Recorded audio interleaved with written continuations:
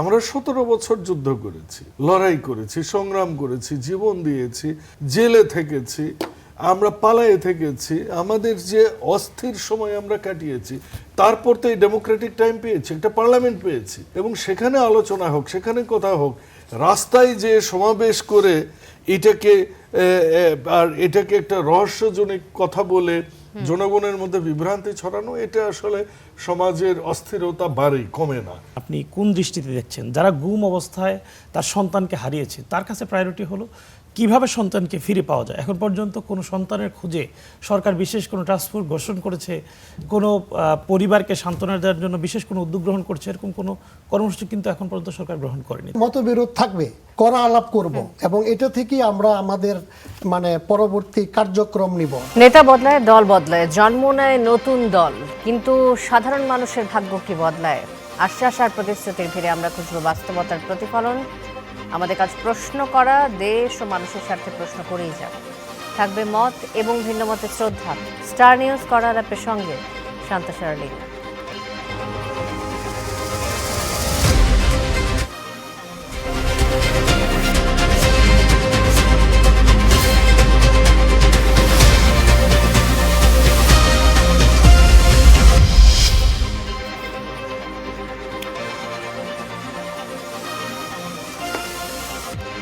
আমাদের সাথে আজ করা আলাপে স্টুডিওতে উপস্থিত রয়েছেন তিনজন সম্মানিত অতিথি। শুরুতেই তাদের সাথে পরিচয় করে দিতে চাই।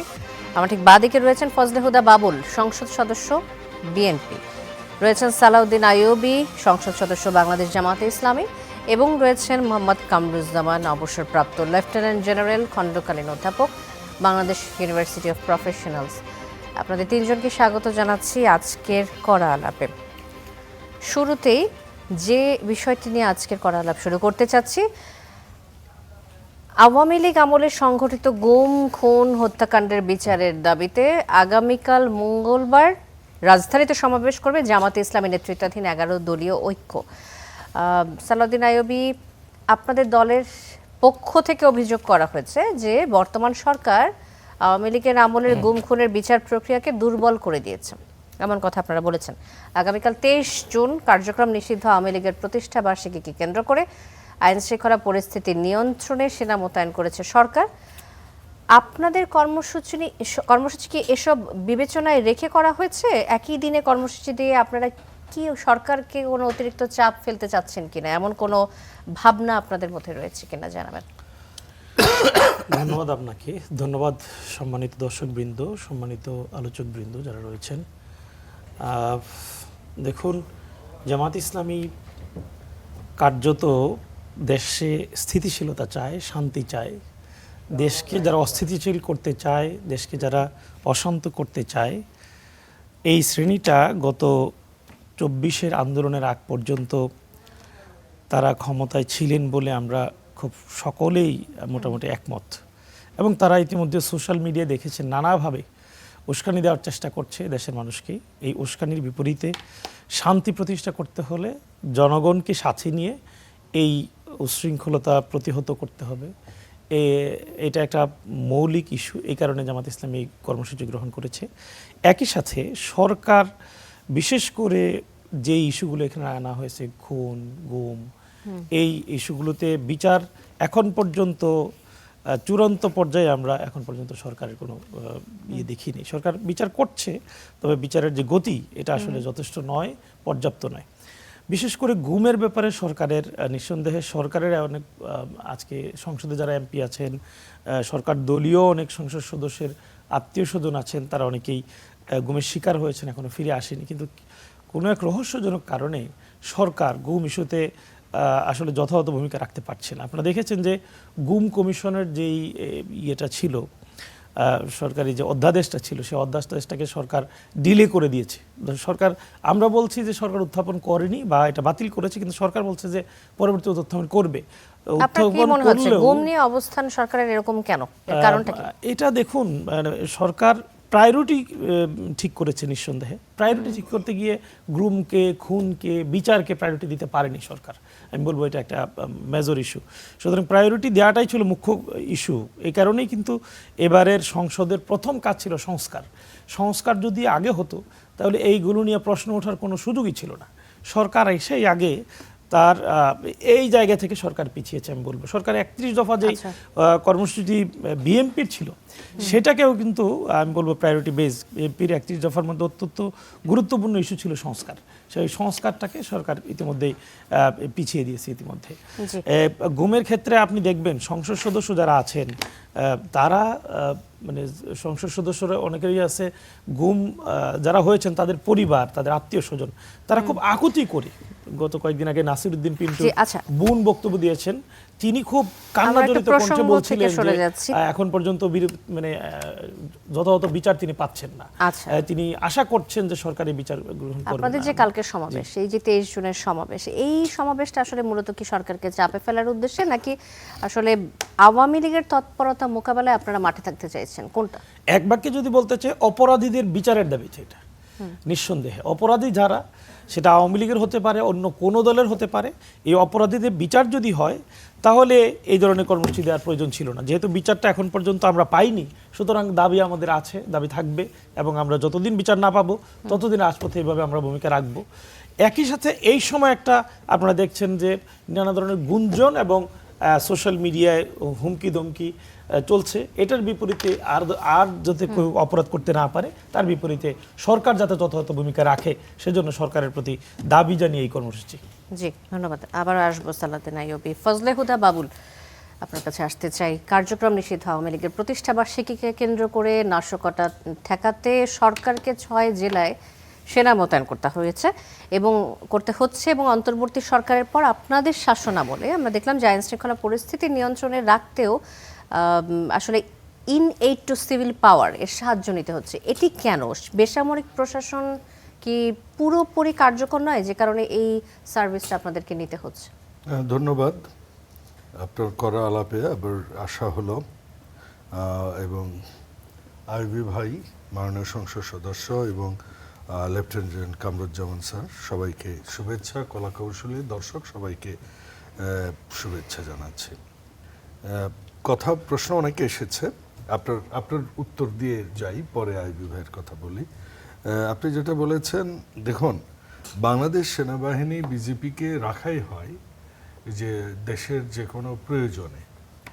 তো আপনি যে প্রশ্নটা করেছেন যে এই প্রশাসন কি তাহলে কাজ করছে না অ্যাক্টিভলি, আমি একটু অন্যভাবে বলবো যে এই প্রশাসনের যে সত্যিকার অর্থের যে কাঠামো প্রয়োজন সরকার চালাবার জন্য, সেটা করতে আরো বেশ কিছু সময় লাগবে। কারণ আপনি জানেন যে 17 থেকে 2025 পর্যন্ত 24 পর্যন্ত যতগুলো রিক্রুটমেন্ট হয়েছে, এর অধিকাংশই কষ্টি পাথরে যাচাই করা রিক্রুটমেন্ট। এখন যদি তাহলে আপনি বলেন যে তাহলে কি এইসব ওসি, ডিসি, এসপি তাদেরকে নিয়ে সচিবালয়, তাদেরকে নিয়ে তো চলতে হচ্ছে। হ্যাঁ, চলতে হচ্ছে। এখন আপনি রাতারাতি তো কোনো কিছু চেঞ্জ করতে পারবেন না, কারণ আপনি তো বিপ্লব করেননি। তো সেই অর্থে আপনার, হ্যাঁ, আমরা ধীরে ধীরে দেখছি, ইট টেক্স টাইম। দ্বিতীয় কথা হচ্ছে যে গত 18 মাসেও যেসব স্টাফিং হয়েছে বা পদায়নগুলো হয়েছে, সেগুলোও একটা নির্দিষ্ট গোষ্ঠীর স্বার্থ রক্ষার জন্য করা হয়েছে, এবং তাদেরকে নিয়েও বিএনপিকে চলতে হচ্ছে। তো কাজেই সেই সমস্যাটা তো আছেই। তো সমস্যাকে আমরা যদি মোকাবেলা করতে চাই, একটা নিষিদ্ধ সংগঠনকে, এটাকে এত ছোট করে দেখবার কোনো অপশন নেই। তো সরকার এতই শক্তিশালী যে তাদের মোকাবেলায় সেনা মোতায়েন করতে হচ্ছে, এতটা মনে হচ্ছে আপনাদের? দেখুন, এতই শক্তিশালী বিষয় নয়। তো একটা ঘটনা ঘটলে সেটা তো সরকারের উপরই দায়ী আসবে। তখন আপনারা মিডিয়াতেই বলবেন যে তাহলে কি জন্য এই আর্মি পুষে কি লাভ, এই বিডিআর পুষে কি লাভ, তাই নয় কি? So let them be there for the security of the country, there is nothing wrong on that. দ্বিতীয়ত হচ্ছে, আমার সহ আলোচক জনাব সালাউদ্দিন আইয়ুবী, মাননীয় সংসদ সদস্য, গাজীপুরের কৃতি সন্তান, উনি কিছু কথা বলেছেন যেটা আমাকে একটু বলতে হবে। ওই প্রশ্নগুলো কিন্তু আপনি আমাকে বলেননি। যেমন বিএনপি সংস্কারের 31 দফায় যে সংস্কারের কথা বলছেন সেটা করেনি, সেটা তো সবকিছুই করা হয়েছে, এবং যতগুলো অধ্যাদেশ ছিল তার প্রায় প্রত্যেকটাই কিন্তু সংসদে পাশ হয়েছে, ওনারাও সেখানে আমাদের সমর্থন দিয়েছেন, সহযোগিতা করেছেন। যে বিষয়টা গুম কমিশন নিয়ে, এটার উপর মাননীয় আইনমন্ত্রী, মাননীয় স্বরাষ্ট্রমন্ত্রী এবং মাননীয় স্পিকার ইভেন এটার উপর রুলিং দিয়েছে, এবং ফাইনাল সিদ্ধান্তটা এরকম যে এই কয়েকটা অধ্যাদেশ আমরা যেন পাকাপোক্তভাবে, কারণ প্রত্যেক দিন তো আর এটা আমরা রেকটিফাই করব না, আজকে হলো আবার একটা বাদ পড়েছে, আবার কিছুদিন পর আবার একটা এটার জন্য আন্দোলন, তো আমরা তাদের কাছ থেকে আমরা যে কমিটি গঠন হবে সেটার জন্য আমরা তাদের অংশগ্রহণ চেয়েছি, but till to date the parliament didn't receive the names who will be there. দ্বিতীয় কথা যেটা হচ্ছে যে গুম অধ্যাদেশ দেরির কারণটা তো আপনি শুনলেন, আর উনি একটা আমি একটু খুবই আপত্তিকর কথা বলেছেন যে গুম খুমের বিচার দ্রুত হচ্ছেন, এর কারণ হচ্ছে রহস্যজনক। মজার বিষয় কি জানেন, 18 মাসে বিচার হলো না, ওইটা রহস্যজনক নয়। 3.5 মাসে কেন হলো না, এটা রহস্যজনক। 3.5 মাসে আমরা রাত দিন, ওনারা অবশ্যই আছেন, আমরা সংসদ করছি। আমার মনে হয় আগামী শুক্রবারও সার্কুলারও এসেছে, আমাদের সংসদে থাকতে হবে। তো আমরা তো বাজেট না দিলে জুন ক্লোজিং হবে, জুলাই শুরু হবে। So which is priority? বাংলাদেশের প্রায়োরিটি দেখুন, বাংলাদেশের প্রায়োরিটি কি এই মুহূর্তে? শিক্ষা প্রায়োরিটি কি? স্বাস্থ্য প্রায়োরিটি কি? জলবায়ু প্রায়োরিটি কি? আইন শৃঙ্খলা। কিন্তু সবচেয়ে টপ প্রায়োরিটি আপনার কোনটা দেবেন? হামের টিকাকেই তো দিতে হবে, কারণ ওইটা না হলে মানুষ মরে যাবে। সো আমরা বলছি না যে ওইটা প্রায়োরিটি নয়, কিন্তু এই মুহূর্তে তো বাজেট না করলে তো বাজেট তো জুনেই করতে হয়। মানে অন্তর্বর্তী সরকারের সময় তাদের এই অভিযোগটা এই যে- ছিল এই না, যে গুম খুন অভিযোগ নিয়ে আর যে কেন কথাটা বলেছেন বিচার করা হয়নি, ওনারা এই 3 যেটা মাসে দিয়েছেন, বেশি করা দেখুন হচ্ছে, আপনি আমরাও বলছেন। কিন্তু আওয়ামী লীগের এই প্রতিষ্ঠাবার্ষিকীর সামনে রেখে প্রশাসন কিরকম সোচ্চার আপনি বুঝেছেন। দ্বিতীয় কথা হচ্ছে আমরাও আমাদের নেতাকর্মীদেরকে বলেছি সজাগ থাকতে, কোনো মানে এই নিষিদ্ধ সংগঠনের কেউ যেন রাস্তায় নামতে না পারে, আমরাও করছি। কিন্তু আমরা বিভ্রান্তিটা সৃষ্টি করছি না, যেমন সমাবেশ দিচ্ছি না আমরা। এই যে যেটা আচ্ছা, বললেন এই যে 11 দলীয় জনগণকে জোটের সাথে যে নিয়ে, সমাবেশ আগামীকালের 11 দলীয় জোটের যে সমাবেশ, সেটাকে আপনি কিভাবে হ্যাঁ দেখছেন? হ্যাঁ সেটাই তো আমি ঢাকার সেখানেই সমাবেশে যে আসছি। ডাক দিচ্ছে, সেটাই আসছি। দেখুন এখন তো হচ্ছে আমাদের দেশ গড়ার সময়। আমরা 17 বছর যুদ্ধ করেছি, লড়াই করেছি, সংগ্রাম করেছি, জীবন দিয়েছি, জেলে থেকেছি, আমরা পালায়ে থেকেছি, আমাদের যে অস্থির সময় আমরা কাটিয়েছি, তারপর তো এই ডেমোক্রেটিক টাইম পেয়েছি, একটা পার্লামেন্ট পেয়েছি। So let the parliament be active, এবং সেখানে আলোচনা হোক, সেখানে কথা হোক। রাস্তায় যে সমাবেশ করে এটাকে একটা রহস্যজনক কথা বলে জনগণের মধ্যে বিভ্রান্তি ছড়ানো, এটা আসলে সমাজের অস্থিরতা বাড়েই, কমে না। তো কাজে আমার মনে হয় বিরোধী দল এই মুহূর্তে সরকারকে সংসদে সহায়তা করবে এবং সরকার পরিচালনায় সহায়তা করবে, যাতে আমরা দেশ গঠনটা করতে পারি। সালাউদ্দিন আইয়ুবী, সরকারকে সহযোগিতা করার পাশাপাশি এই যে অপোজ করার বিষয়টা যখন আসে, তখন কি বিরোধী দল যথেষ্ট ভূমিকা রাখতে পারছে বলে আপনি মনে করেন? নিঃসন্দেহে বিরোধী দল তার জায়গা থেকে সর্বোচ্চ ভূমিকা রাখছে, এবং এইটার দৃষ্টিভঙ্গিটা হলো মুখ্য বিষয়। কে কোন বিষয় থেকে দেখছে, দেখুন প্রায়োরিটি কি তিনি বলার চেষ্টা করেছেন। আসলে আমি এই জায়গায় বলবো যে আপনি কোন দৃষ্টিতে দেখছেন। যারা গুম অবস্থায় তার সন্তানকে হারিয়েছে, তার কাছে প্রায়োরিটি হলো কিভাবে সন্তানকে ফিরে পাওয়া যায়। এখন পর্যন্ত কোনো সন্তানের খুঁজে সরকার বিশেষ কোনো টাস্কফোর্স গঠন করেছে, কোনো পরিবারকে সান্ত্বনা দেওয়ার জন্য বিশেষ কোনো উদ্যোগ গ্রহণ করছে, এরকম কোনো কর্মসূচি কিন্তু এখন পর্যন্ত সরকার গ্রহণ করেনি। তাহলে কি তার সন্তানকে ফিরিয়ে নিয়ে আসাটা তার পরিবারের প্রায়োরিটি নয়? নিঃসন্দেহে আপনাকে প্রায়োরিটি দিতে হবে এটা, যে একজনের সন্তান এখন পর্যন্ত গুম অবস্থায় আছে, সেটাকে প্রায়োরিটি না দিয়ে বাজেট যারা পেশ করছেন, বাজেটের দায়িত্ব হলো অর্থ মন্ত্রণালয়ের, বাজেটের দায়িত্ব হলো অর্থমন্ত্রীর, সংশ্লিষ্ট আইনশৃঙ্খলা বাহিনীর যারা গুম ইস্যুতে কাজ করতে পারে, সরকার চাইলে সেখান থেকে তাদেরকে অ্যাক্টিভ করে তাদেরকে এই মুহূর্তে এই কাজে লাগাইতে পারে। কিন্তু সরকার তো সদিচ্ছার সেই জায়গাটা মানে দেখা যাচ্ছে না, আমি বলবো। আর তিনি বলছেন যে জামাতের এই কর্মসূচিকে কেন্দ্র করে মানে একটা উচ্ছৃঙ্খলতা তৈরি হওয়ার সম্ভাবনা আছে, সংসদে এটার কথা বলার সুযোগ রয়েছে। দেখুন সংসদে এখন বাজেট অধিবেশন চলছে, সেখানে চাইলে একটা নোটিশ দিলে কথা বলা যায় না। আজকেই দেশের আইন শৃঙ্খলা পরিস্থিতি নিয়ে 68 বিধিতে একটা নোটিশ দেওয়া হয়েছিল। এই নোটিশ আলোচনার জন্য নির্ধারিতও ছিল, কিন্তু আসলে আলোচনা হয়নি। আলোচনা না হওয়ার কারণও আছে, সংসদ আসলে বাজেটটাকে এখন প্রায়োরিটি দিচ্ছে। আজকে রাত 9টা পর্যন্ত সংসদ হয়েছে, পুরো সময়টাই বাজেট আলোচনা ছিল। বাজেটের বাইরে খুব বেশি সংসদ সচিবালয় যেতে চাচ্ছে না, মাননীয় স্পিকার যেতে চাচ্ছে না। সুতরাং কথা বলার জায়গা সংসদে যদি না পাওয়া যায়, তাহলে মুখ্য জায়গাটা তো রাজপথে কথা বলতে হবে। এবং রাজপথটাকে দেখেন, আপনারাও এখন জামাত ইসলামী কর্মসূচি দিয়েছে, এইটাকে আলোচনা নিয়ে আসছে। তেমনিভাবে সরকারও যখন কোনো রাজপথে কর্মসূচি হয়, সেটাকে গুরুত্ব দিয়েই তখন বিবেচনা করে। এই বিবেচনার জায়গা থেকেই রাজপথটাকে বেছে নিতে হয়। এবং আশা করি জনগণ যেহেতু আমাদের সাথে আছে, সরকার বাধ্য হবে আমাদের এই কর্মসূচির সাথে একাত্ম হয়ে এই সিদ্ধান্ত গ্রহণ করতে। আবার আসবো মোহাম্মদ কামরুজ্জামান। কার্যক্রম নিষিদ্ধ একটি দলের প্রতিষ্ঠাবার্ষিকীকে কেন্দ্র করে এই যে 6টি গুরুত্বপূর্ণ জেলা ঢাকা, চট্টগ্রাম, গাজীপুর ইত্যাদি সেনাবাহিনী মোতায়েন করা হচ্ছে, আপনি সিদ্ধান্তটাকে কিভাবে দেখছেন? যে গোয়েন্দা তথ্যে বড় কোনো ধরনের নাশকতার আশঙ্কা করা হচ্ছে, এমন কোনো সুনির্দিষ্ট তথ্য থেকে কি এই পদক্ষেপ নেওয়া হচ্ছে, নাকি এটাকে অতিরঞ্জিত মনে হচ্ছে? আমার দুই মেম্বার অফ পার্লামেন্ট বন্ধু এবং আপনি এবং আপনার মাধ্যমে স্টার নিউজের দর্শক শ্রোতাদের সালাম জানিয়ে আপনার প্রশ্নের উত্তরে বলতে চাই, এই যে সেনা মোতায়েন যেটা ভাই বললেন, এটা আমাদের একটা আইন আছে, ক্রিমিনাল প্রসিডিওর কোড 1898। তো ওইটার 127 থেকে 131 যে সেকশনগুলো আছে, ওইখানে বলা আছে যে যদি সরকার মনে করে যে তার স্বরাষ্ট্র মন্ত্রণালয়ের যে বাহিনীগুলো আছে, যেমন পুলিশ বাহিনী, আনসার বাহিনী, তারপরে আমাদের বিজিবি বাহিনী, তাদেরকে সহায়তা করার জন্য যদি কোনো সামরিক বাহিনীকে মোতায়েন করতে হয়, তাহলে ওই আইনে স্পষ্টভাবে বলা আছে।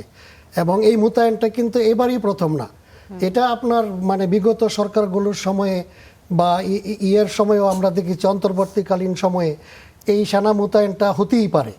তো গোয়েন্দা তথ্য তো অবশ্যই, আমরা যেখানে বাস করছি, আমাদের চতুর্দিকে যেই আমাদের নেইবারিং যে দেশগুলো আছে, এই সবাই তো আমাদের প্রতি বন্ধু ভাবাপন্ন না।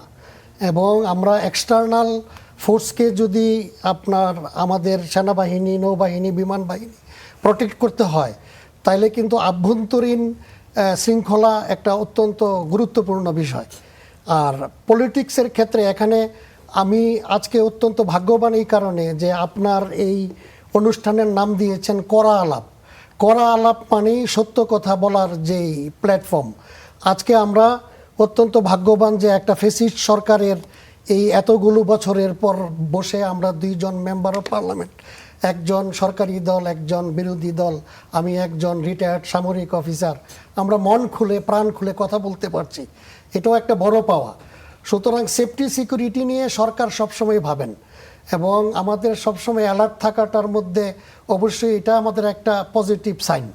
তো আমরা আমাদের রাজনীতিতে এই রাজনীতি, ইংরেজিতে পলিটিক্স, এটার কিন্তু উৎপত্তিটা এসছে আপনার এরিস্টটলের লা পলিটিকা নামে একটা বই থেকে।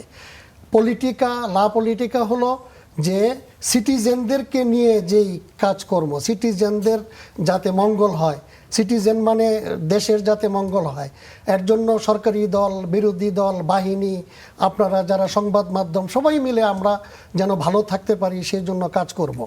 তো এর মধ্যে মতবিরোধ থাকবে, কিন্তু এই যেমন আপনার স্টার নিউজের এটারও কিন্তু মটো হলো যে ফ্রিডম অফ অপিনিয়ন।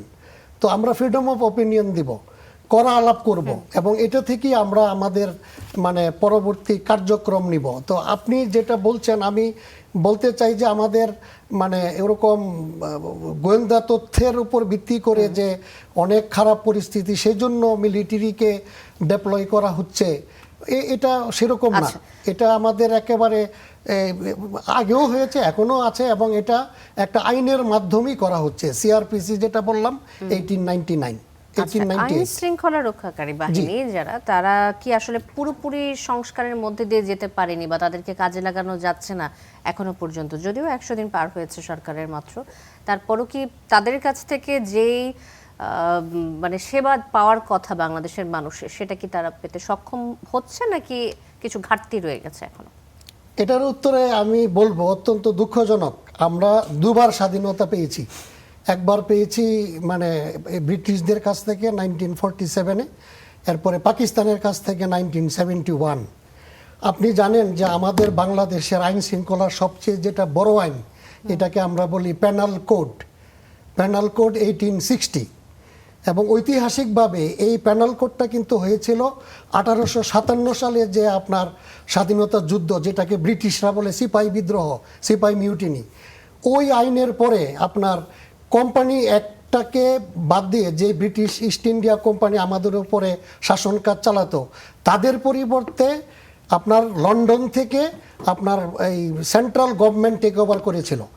তো সেই সময়ে দেখা গেল যে কোনো আইন নাই।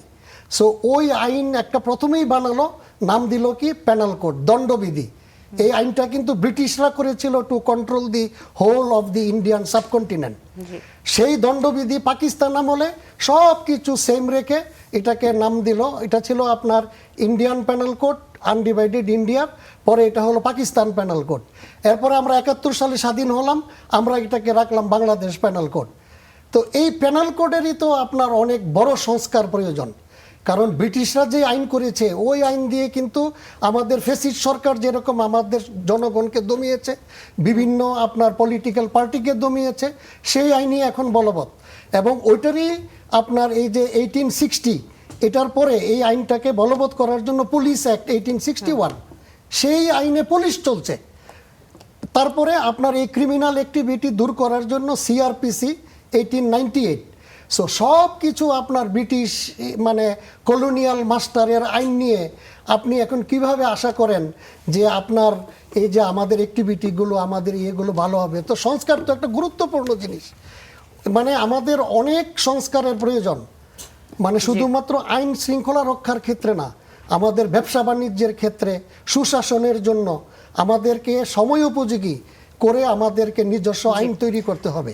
সো এটা অত্যন্ত গুরুত্বপূর্ণ প্রশ্ন আপনি করেছেন, এবং আমি নিশ্চিত আমাদের জাতীয়তাবাদী সরকার এবং বিরোধী দল তারা চান যে সবকিছুতে যেন সংস্কার হয়, মানে যেন সবকিছু আমাদের সময়ের সাথে মিলে যেন করা হয়। মোহাম্মদ কামরুজ্জামানের কথা থেকে যে বিষয়টি উঠে এসেছে বারবারই, যে সংস্কারের তো আমাদের প্রয়োজন। ফজলে হুদা বাবুল, এই সরকার, বিএনপি সরকার ক্ষমতা গ্রহণের পর 100 দিন পার হওয়ার পর টিআইবির একটি রিপোর্ট এবং আরও বেশ কিছু রিপোর্টে উঠে এসেছে যে 100 দিনে 605 খুন এবং অপহরণ, এই ধরনের ঘটনাগুলো ঘটছে।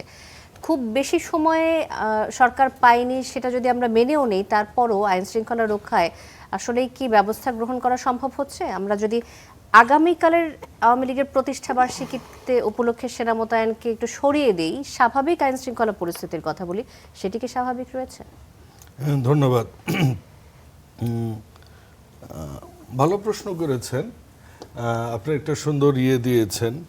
দেখুন, এটা সম্ভব না এত দ্রুত রাতারাতি, বাট ডিগ্রি কমেছে কিনা আপনি দেখেন, কম্পেয়ার করলে আপনি সেটা পাবেন।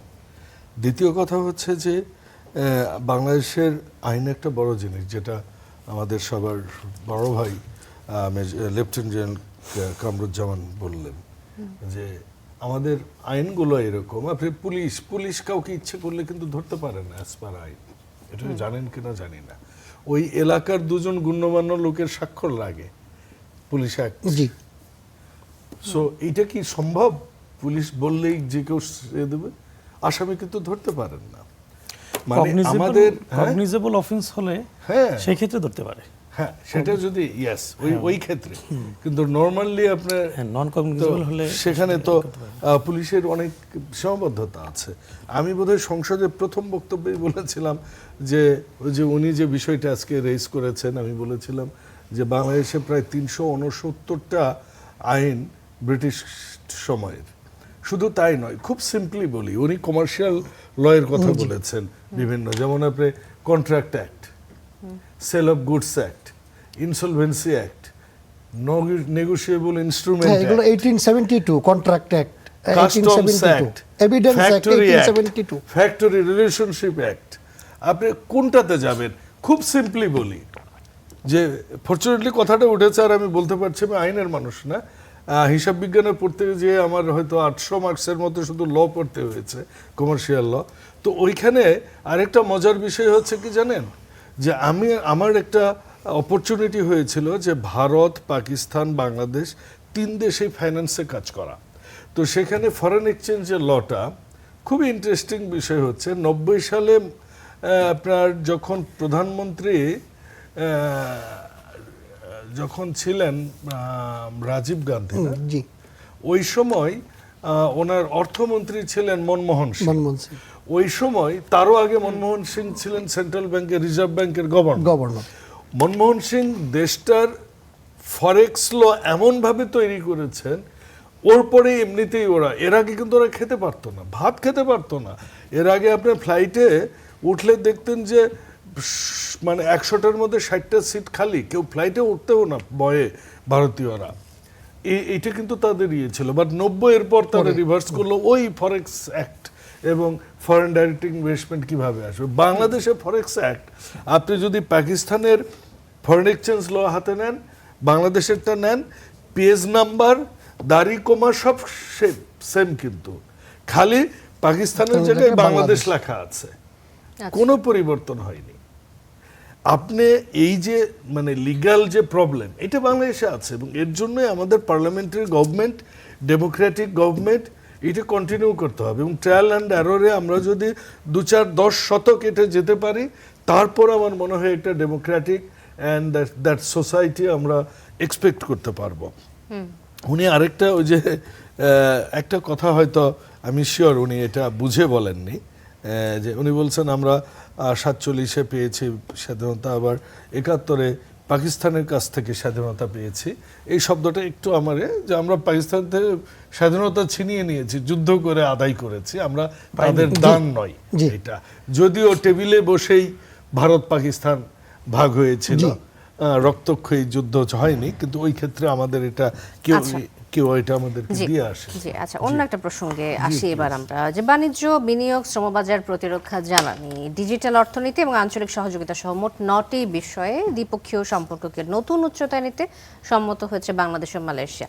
প্রধানমন্ত্রীর মালয়েশিয়া সফরের প্রাপ্তি অপ্রাপ্তি যদি আমরা একটু বিশ্লেষণ করি, অতীতে আমরা অনেক ধরনের সমঝোতা স্মারক সই হতে দেখেছি, চুক্তি সই হতে দেখেছি, কিন্তু বাস্তবায়নে বেশ ধীর গতি ছিল।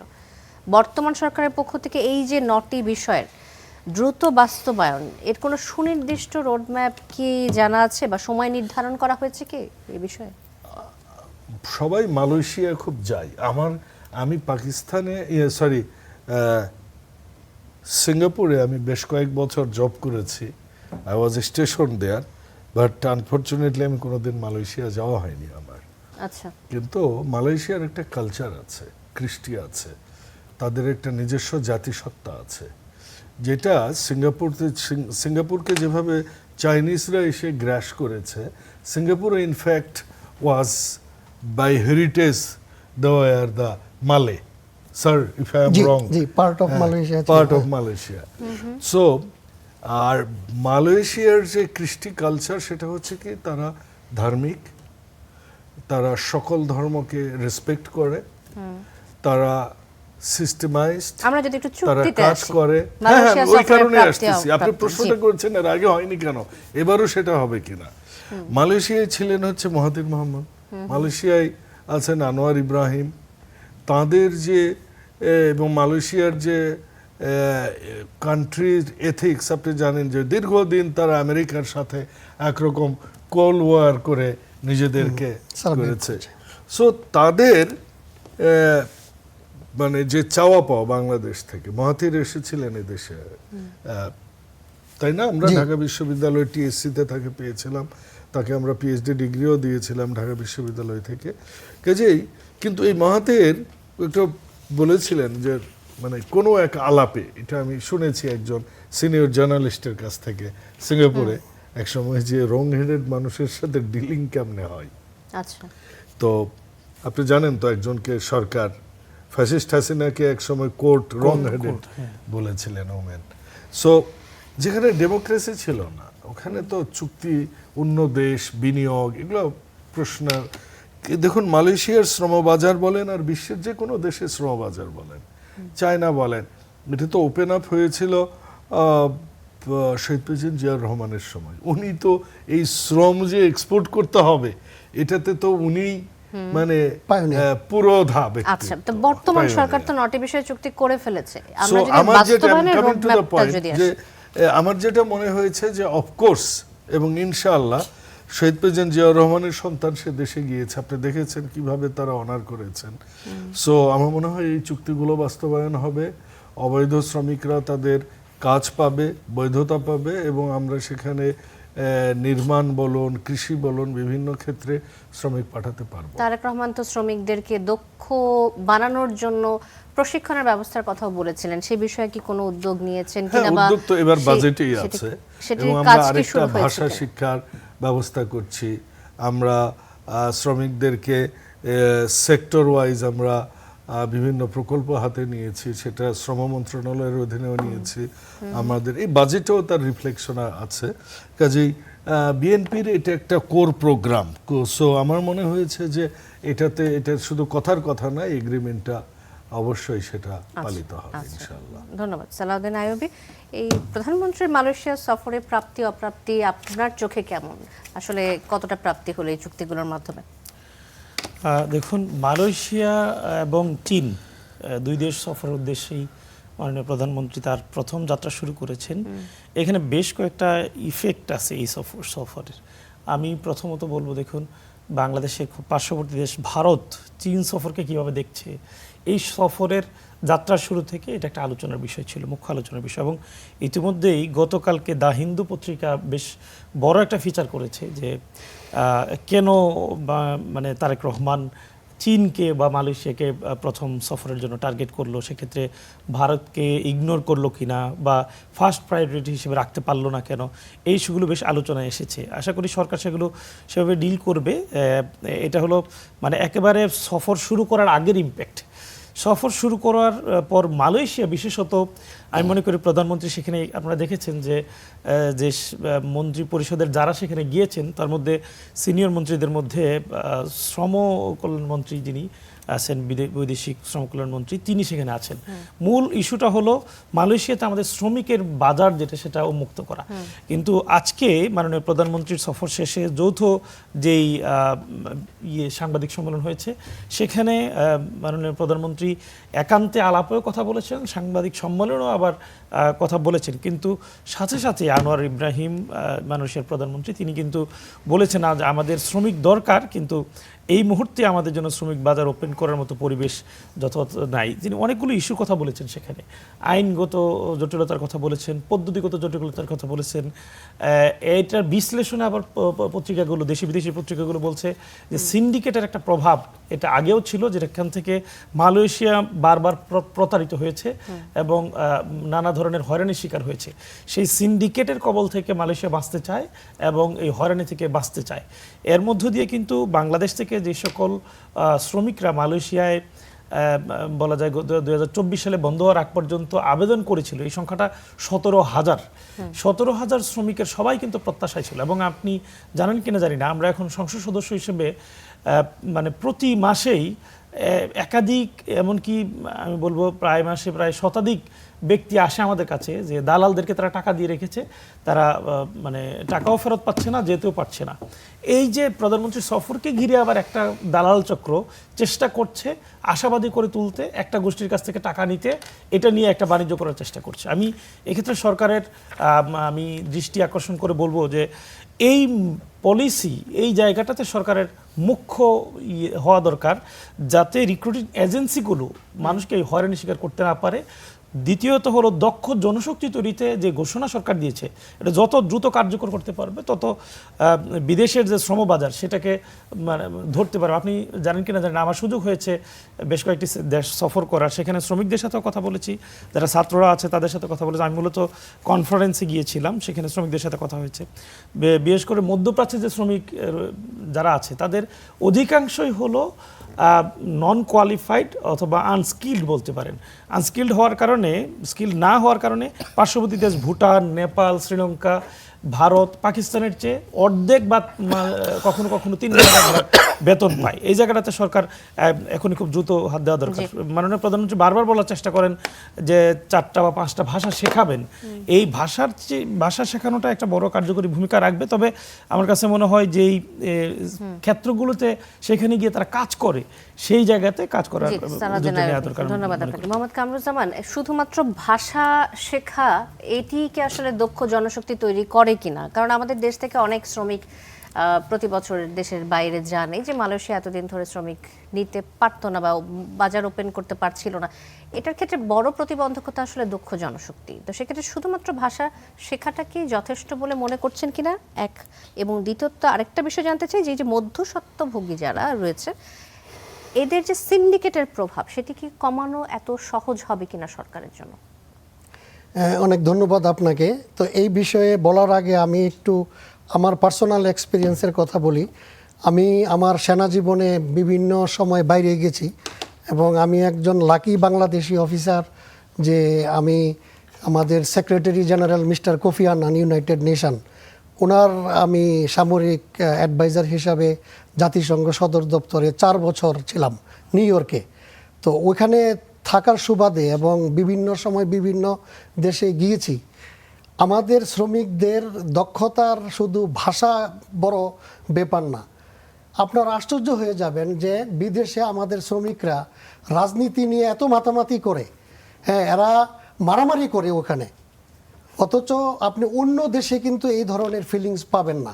সো প্যাট্রিয়টিজমের যেটা সবচেয়ে বড় জিনিস, আমরা যখন দেশের বাইরে যাব বা বিদেশ নীতি নিয়ে যখন কাজ করব, তখন সরকারি দল, বিরোধী দল, সকল জনতা একসাথে হয়ে কাজ করতে হবে যদি আপনি দেশের জন্য ভালো কিছু চান।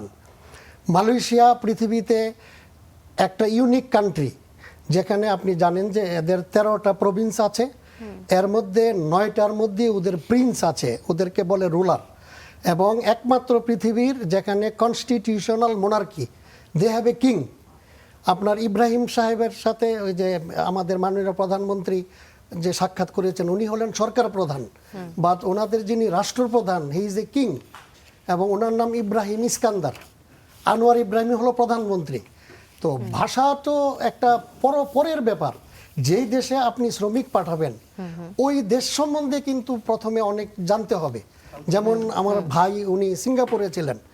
এই মালয়েশিয়া স্বাধীন হয়েছে আপনার 1957-এ, এটাও কিন্তু ব্রিটিশ কলোনি ছিল, এবং মাঝখানে জাপানিজরা ওইখানে 3 বছর কলোনিয়াল মাস্টার ছিল দ্বিতীয় বিশ্বযুদ্ধের সময়। এবং মালয়েশিয়ারই একটা অংশ ছিল সিঙ্গাপুর। 65-এ গিয়ে মালয়েশিয়া থেকে আলাদা হয়ে যায়। তো মালয়েশিয়া এমন একটা দেশ, এই দেশের ভিতরেই কিন্তু ব্রুনাই দারুসালাম, যেটা পৃথিবীর একটা অনেক উন্নত দেশ। তো মালয়েশিয়াতে আমাদের শ্রমিক পাঠানোর জন্য আমাদের জাতীয়তাবাদী সরকারের মাননীয় প্রধানমন্ত্রী গিয়েছেন। তো আমাদের মানে রাজনীতি নিয়ে আমি একটু বলি এই কারণে যে বিদেশে যাওয়ার জন্য বিদেশ নীতির সাথে রাজনীতির একটা অনেক বড় সম্পর্ক আছে। রাজনীতি, যেটা ইংরেজিতে পলিটিক্স, সবচেয়ে উপরের লেভেলে, সবচেয়ে নিচের লেভেলে হলো টেকটিক্স। টেকটিক্সের উপরে অপারেশন, অপারেশনের উপরে স্ট্র্যাটেজি, স্ট্র্যাটেজির উপরে পলিটিক্স। পলিটিক্স বাংলা হলো রাজনীতি। রাজনীতি কিন্তু রাজার নীতি না, রাজপথ রাজার পথ না। রাজপথ হলো পথের রাজা, রাজহাঁস হলো হাঁসের রাজা, আর রাজনীতি হলো নীতির রাজা। তো আমরা নীতির রাজাকে ভুল ব্যাখ্যা দিয়ে, মানে আমরা কিভাবে ন্যায় অন্যায় সব কিছু করে আমরা ক্ষমতায় যেতে চাই, ক্ষমতায় থাকতে চাই। হোয়ারাজ এটা ছিল যে বেস্ট নীতি যেটা। তো বেস্ট নীতির জন্য আমাদের যেটা করতে হবে, এই ধরনের মালয়েশিয়াতে শ্রমবাজার খোলা আমাদের জন্য অত্যন্ত মানে সুন্দর একটা চান্স আছে, যদি আমরা মানে এখানে ইউনাইটেডলি কাজ করি। একমাত্র প্রধানমন্ত্রীর পক্ষে একলা কোনো জায়গায় আপনার গিয়ে এভিনিউ খোলা বা এটাকে সাস্টেন করা সম্ভব না। এটার জন্য সকলকেই আপনার দক্ষতা দেখাতে হবে, সকলকেই দেশপ্রেম দেখাতে হবে। যারা আপনার আমাদের পররাষ্ট্র মন্ত্রণালয়ে আছেন, ওখানে যারা আমাদের হাই কমিশনারের অফিসে আছেন, তাদেরকেও আন্তরিক হইতে হবে। মাননীয় প্রধানমন্ত্রী পথ খুলে দেবেন, কিন্তু এই পথে চলা, এটার জন্য আমাদের ওইখানে হাই কমিশন যেরকম অ্যাক্টিভ হইতে হবে, আমাদের দেশেও আপনার বিভিন্ন মন্ত্রণালয়গুলো যারা নাকি বিদেশে শ্রমিক পাঠাবে, তাদেরকে ওইভাবে প্রিপেয়ার্ড করা, তাদেরকে এথিক্যাল ট্রেনিং দেওয়া, তাদের স্কিল বাড়ানো, যে যেই কাজে যাবে সেই স্কিল দেওয়া। ল্যাঙ্গুয়েজ একটা বললেন উনি, ল্যাঙ্গুয়েজ জানা, বিকজ মালয়েশিয়াতে আপনার মালয়ান ল্যাঙ্গুয়েজ, অবশ্যই ইংলিশ আছে ওদের, আমাদের মতো যেহেতু ব্রিটিশ কলোনি, ইংরেজি জানলেও আপনার ইয়ে হয়। আর এরা কিন্তু আপনার মানে এমন একটা ডেমোক্রেসি, যেটা বললাম যে আপনার মানে ওদের হলো কনস্টিটিউশনাল মনার্কি, মানে মনার্কি অ্যান্ড ডেমোক্রেসি। আমাদের জাতীয়তাবাদী সরকার আমাদের দেশে ডেমোক্রেসি চান, ন্যাশনালিস্ট ডেমোক্রেসি। বিরোধী দল জামায়াতে ইসলাম তারাও চান থিওক্রেটিক ডেমোক্রেসি। এবং এই দুইটার মধ্যে কিন্তু কোনো ইয়ে নাই, মানে আমরা যেন মানে ফাইটিংয়ের জন্য ফাইটিং না করি, যেখানে করা আলাপ দরকার করা আলাপ করবো, আবার যেখানে নাকি সম্মিলিতভাবে দেশের জন্য আমরা বাইরে দেশকে, যেমন উনি মনমোহন সিং এর কথা বলেছেন। আপনার কথা প্রসঙ্গে আমি একটা আসলে অন্য টপিক পেয়ে গেছি, যে এই কথাটা আসলে তোলাটা খুব দরকার। এই যে মারামারির জন্যই মারামারি যেন না করি, শুধুমাত্র তর্ক করার জন্যই যেন তর্ক না করি। মোহাম্মদ কামরুজ্জামান, আবার আসবো আপনার কাছে। ফজলে হুদা বাবুল, গাইবান্ধার সাঘাটায় প্রাথমিক বিদ্যালয়ের কমিটি গঠনে আপনার দলের স্থানীয় নেতাকর্মীদের বিরুদ্ধে ছাত্র শিবির নেতা সাইফুল্লাহ বারীকে নৃশংসভাবে হত্যার অভিযোগ উঠেছে। এই ঘটনাটি কি কেবলই পারিবারিক দ্বন্দ্ব, নাকি ক্ষমতার অপব্যবহার, নাকি দখলদারিত্বের কোনো বহিঃপ্রকাশ হিসেবে আপনি দেখেন? দল হিসেবে এটার কি দায় এড়ানো যায় কিনা? হ্যাঁ, ধন্যবাদ। আমরা তো বলিনি আমরা দল হিসেবে, এটা খুবই অবশ্যই দুঃখজনক। এটার জন্য আমি অবশ্যই কন্ডেম করি, আমার দলও করে, এবং আমার দল এগুলোকে অবশ্যই অ্যাকসেপ্ট করে না। বাংলাদেশ জাতীয়তাবাদী দল একটা বৃহৎ রাজনৈতিক দল, এবং আমাদের প্রত্যেকটা ইউনিয়নে যুব দলের কমিটি আছে 51 সদস্য বিশিষ্ট। সারা বাংলাদেশের প্রত্যেকটা ওয়ার্ডে আছে 31 সদস্য বিশিষ্ট। কাজেই এরকম একটা অনাকাঙ্ক্ষিত ঘটনা, এটা কোন পর্যায়ে গেছে, যেটা দেখলাম যে বিভিন্ন পত্রপত্রিকার, যেহেতু স্টার নিউজে আসছি, এটা আসবে খুব স্বাভাবিকভাবেই। এরকমটা হওয়ার কথা নয়। আমাদের এই দ্বন্দ্ব সংঘাত থেকে অবশ্যই বের হয়ে আসতে হবে, এবং সেটা যেই হোক না কেন। এটার অবশ্যই এর আগে একটা কথা যে এসছে যে বিচার ব্যবস্থা দ্রুত হচ্ছে না। বিচার ব্যবস্থা দ্রুত করাটা কিন্তু বিচারের কাজ নয়। বিচার ব্যবস্থার সঠিক এবং ন্যায় বিচার করাটাই বিচার ব্যবস্থার কাজ, এবং সেটা বিএনপি খুব ভালোভাবেই করছে।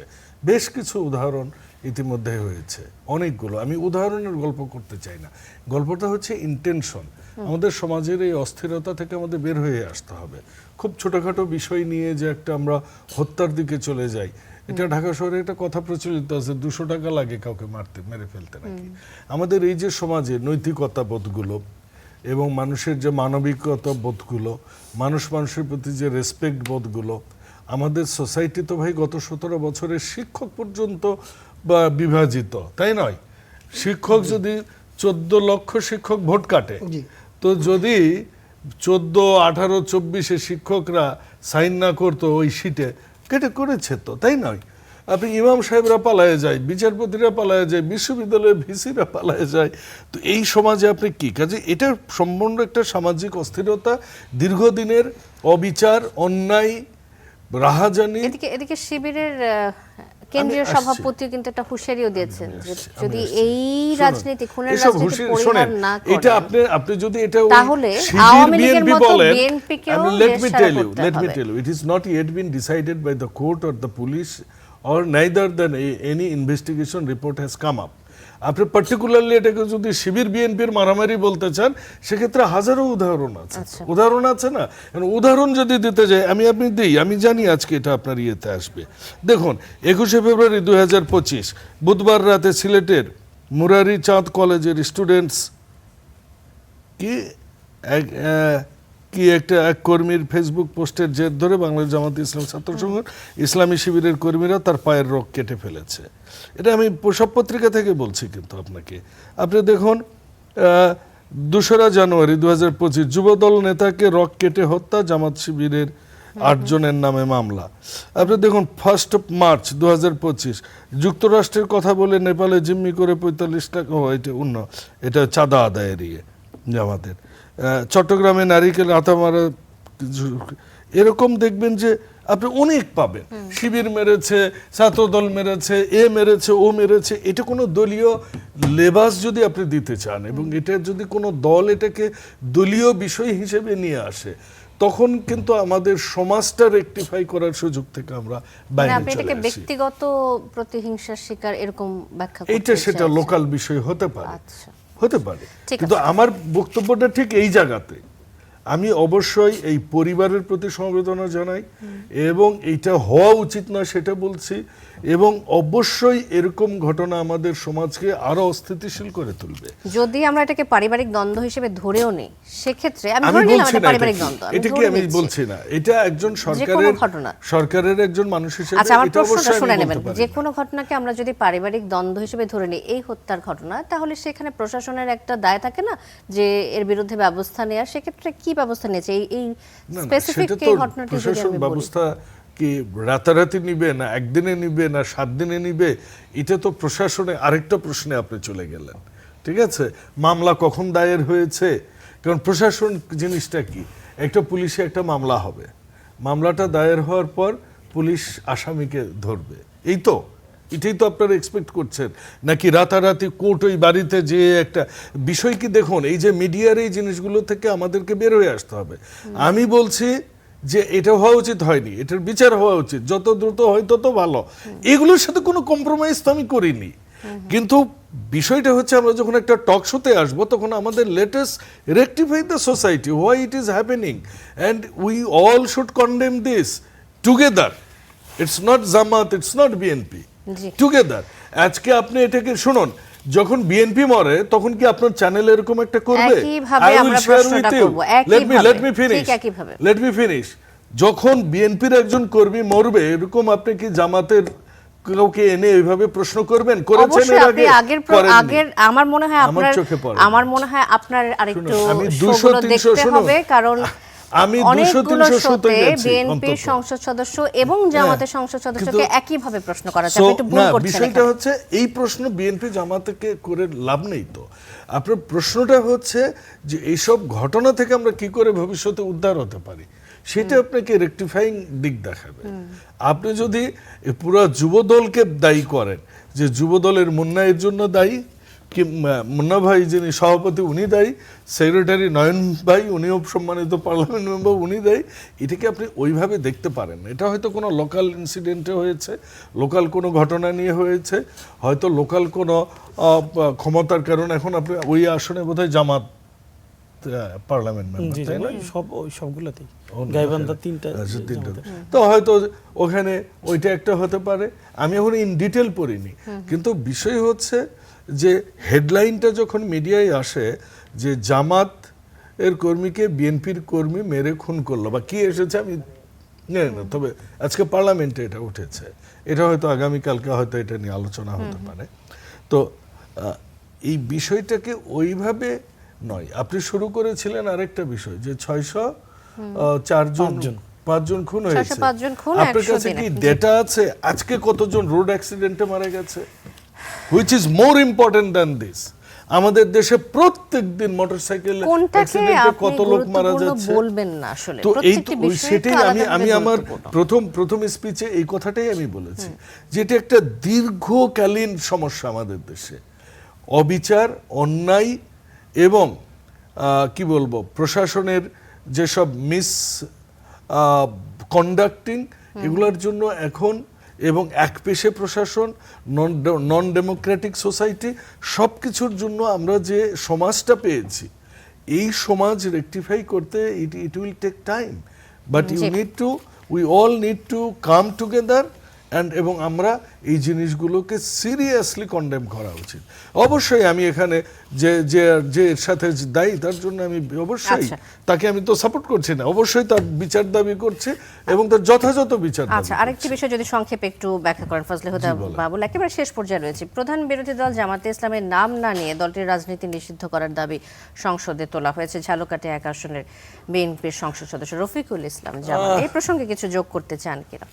দেখুন, সংসদ হচ্ছে সবার জন্য সবার মতামত দেওয়ার জায়গা। বাংলাদেশ জাতীয়তাবাদী দল একটা কি বলবো মুক্ত বুদ্ধি চর্চার দল, মুক্ত স্বাধীনতার দল, মুক্ত সংবাদপত্রের দল।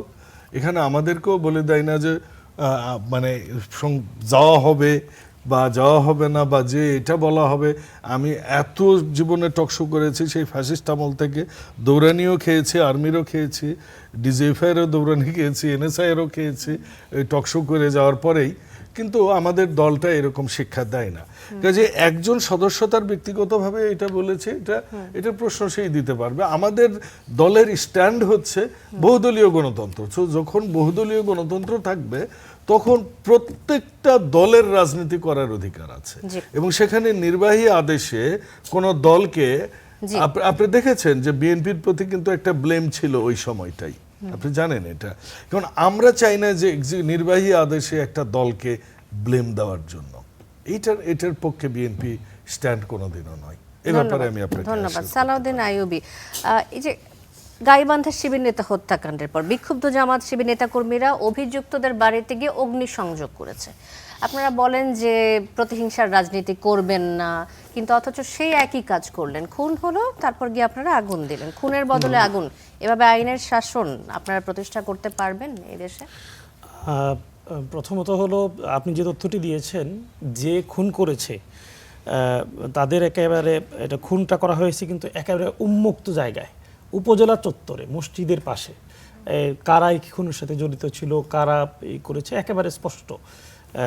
সুতরাং যারা অভিযুক্ত, যাদেরকে ছাত্র শিবির মিছিল করে ঘোষণা দিয়েছে, তাদের কারো বাড়িতে অগ্নিসংযোগ করা হয়নি। এটা হলো প্রথম বিষয়। দ্বিতীয় বিষয় হলো যে যার বাড়িতে অগ্নিসংযোগ করা হয়েছে সেখানে জামাত শিবিরের কেউ অগ্নিসংযোগ করেছে এখন পর্যন্ত আইনশৃঙ্খলা বাহিনী, সংবাদ মাধ্যম কোথাও এটা বলেনি। অগ্নিসংযোগ করা হয়েছে এটা বলা হয়েছে, আপনি দেখতে পারেন, করতে পারেন। আচ্ছা, আমি আরেকবার পড়ে শুনাই। গাইবান্ধার সাঘাটা উপজেলার বিএনপি ও যুবদলের নেতাকর্মীদের মধ্যে এক শিবির নেতা নিহত হয়েছেন। তারপরে গাইবান্ধার শিবির নেতা হত্যাকাণ্ডের পর বিক্ষুব্ধ জামাত শিবির নেতাকর্মীরা অভিযুক্তদের বাড়িতে অগ্নিসংযোগ করেছে, লাখ লাখ টাকার ক্ষয়ক্ষতির অভিযোগ করেছে। ওসির আছে, ওসির বরাদ দেওয়া হয়েছে, ওসিকে জিজ্ঞাসা করা হয়েছে। প্রথম আলো পত্রিকায় আমি আস্তে আস্তে পড়ছিলাম, যেহেতু এই ইস্যু নিয়ে আজকে আলোচনা হতে পারে। মানে ওসি বলছে যে না, এরকম অগ্নিকাণ্ড কারা করেছে বা জিজ্ঞাসা করেছে যে জামাত শিবিরের কেউ করেছে কিনা, করেনি। আমি আমার দলের পক্ষ থেকে জিজ্ঞাসা করেছি, ইসলামী ছাত্র শিবিরের সেইখানে এখন কেন্দ্রীয় সেক্রেটারি জেনারেল উপস্থিত আছেন, সেখানে জানাজা হয়েছে, সেই জানাজায় ছাত্র শিবিরের সেক্রেটারি জেনারেল ছিল। এইখানে বসে বসে আমি সেক্রেটারি জেনারেলের সাথে কথা বললাম, তারা এই ধরনের কোনো কর্মকাণ্ডের সাথে জড়িত ছিল না। এরপরেও কেউ যদি কোনো ঘটনা ঘটিয়ে থাকে, নিঃসন্দেহে আমি এটা নিন্দা জানাই। আমি বলবো যে যেই হত্যাকাণ্ড ঘটিয়েছে সে এখনো কেন গ্রেফতার হইল না? তাহলে কি আমরা বলতে পারি যে বিচার প্রক্রিয়া চালানোর ব্যাপারে বা তাদের শাস্তির আওতায় আনার ব্যাপারে সরকার যথেষ্ট আন্তরিক? আপনি এই যে আমি দেখলাম যে আমি তাকে সেই প্রশ্নটা করেছি, আপনার কাছে আমার প্রশ্নটা আসলে অন্য জায়গায়, যে আপনারা আইনের শাসন প্রতিষ্ঠার ক্ষেত্রে প্রতিহিংসার রাজনীতি থেকে বেরোতে চান। আমি ইতিমধ্যেই বলেছি, কোনোভাবেই আপনি ছাত্র শিবিরের কোনো দায়িত্বশীল ব্যক্তিকে সেখানে পারবেন না। কারণ আমি যেহেতু দায়িত্বশীলের সাথে কথা বলেছি, আমি তো প্রত্যেক কর্মীর সাথে কথা বলিনি, দায়িত্বশীলের সাথে কথা বলেছি, তারা সেখানে অংশগ্রহণ করেনি এবং এটার সাথে একমত নয়।